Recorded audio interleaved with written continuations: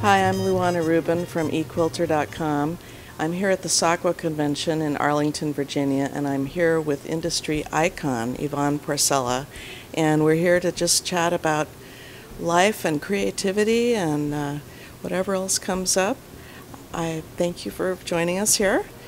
And I would like to ask you, you have gone through such a journey with your health and really facing mortality and still remaining a vibrant, passionate, creative person. I've followed your posts from the hospital, and I think there is a message that you can give to all of us about entering into this part of life as an artist. Well, I thank you for asking that question because first I want to set the record straight. I, in my heart, believe that I'm going to live to be 92 because I was told that by a psychic one time. All right. And when she said, "I see you at 92, my question to her was horizontal or vertical. So I have an outlook on life that I feel blessed. I have to admit that. Even though I'm getting older, I'm a very spiritual person, and that's a very big part of my life. And I feel like being here and finding out that my immune system is compromised, and I have to be careful. I can't hug people, even though it's such an honor to be here. It was disappointing to me, but I figure, God wouldn't have said, yes, you can go, if he didn't think I could make it back home. And last night I get a text from my husband that he ran into something in the garage and smashed the fender of his car. So getting old is part of life, and I just adapt to it. I adapt my tools to it. I adapt to the type of work I do, and it takes me a little longer to climb up the stairs, but I do it.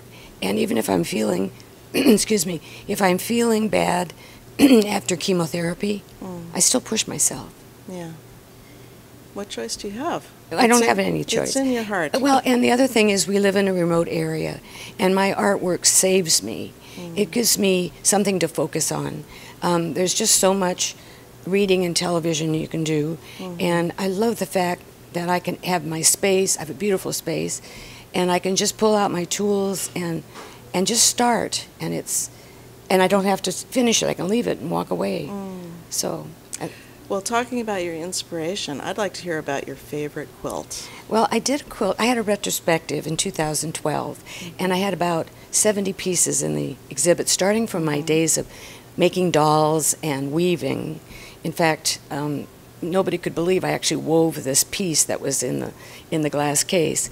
That was in San Jose? No, it was in Turlock, California, at a brand new art center. I followed Ansel Adams. And I drew as many people as Ansel Adams did.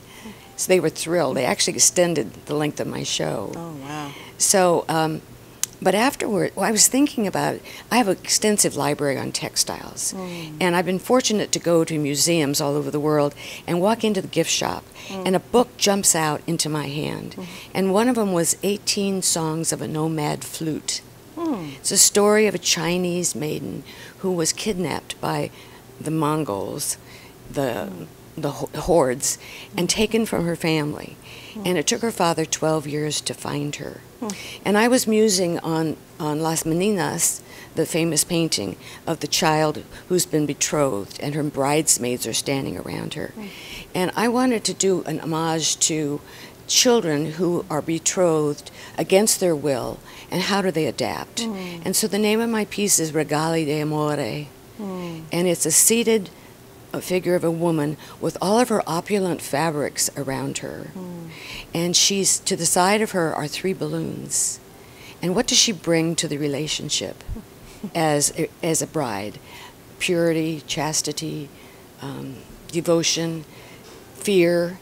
And so I love that piece because it's a different palette than I normally use. And there's something about looking at it and knowing that I'm honoring these children that we don't understand. I have a situation in our family where one of our family members was essentially came to us with her handbag and the clothes on her back. So so I empathize. So it's really a beautiful quilt, and every time I go, what role is that in my storage? And I open it up and I go, oh, Regali de Amore, the gifts of love. Speaking of gifts of love, I cannot wait to see your book, and I'd like you to tell us a little bit about the topic of the book. Well, it didn't take me very long to put the title on it. And the title is Yvonne Porcella, a memoir, Defining Why. And so what it is, it's a story of who I am as a child. My heritage was, I feel, very strong. I had an agricultural background in both sides of my family, and our family continued that. To this day, we have an orchard, and our family grows food. And so I wanted to put that in the book because we have, one of my ancestors brought the first wine grapes to California from France. Wow. And also the French prune, all the cuttings for that. So, and then I have a Croatian side. And that grandmother was, oh my gosh, she was an amazing woman. So I wanted to honor that. And also then I wanted to tell people about how the joy as a teacher of traveling and seeing the world's greatest artwork and meeting the world's most wonderful quilters. I wanted to celebrate that. And I think the ending is very powerful. And I'm very happy with it's probably going to be about maybe only 60 pictures, but I have what I'm advertising is save the date because I'm not sure exactly when we will launch it, but it will be in the fall and it will be available at Quilt Festival and Quilt Market. Okay, hopefully at equilter.com too. Yes, I'm very happy to sell it at equilter.com. Yeah, that would be great. So anyway, it's exciting to do, and I have a wonderful woman who's editing it, and she said, you know, Yvonne, you're not grammatically correct in your writing, but she said, it's your voice, and so she said I wanted to preserve that. So that was a gift also. That's great. Well, I want to thank you so much for taking the time to visit with us here at the SAQA conference. And we hope to hear more from you in the next decade. I'm not sure exactly how old you are, but if I would say that you're more than 10 years younger than 92, right? For yes, sure. I am. Yes, you are, of course. And I don't mind telling you, I am going to be, my birthday is on May the 12th, and I'm going to be 78 years old. All right, well, we will celebrate that birthday. Okay. Thank you. Love you, Yvonne. Thank you, Luana. Blessings to you. Thank you.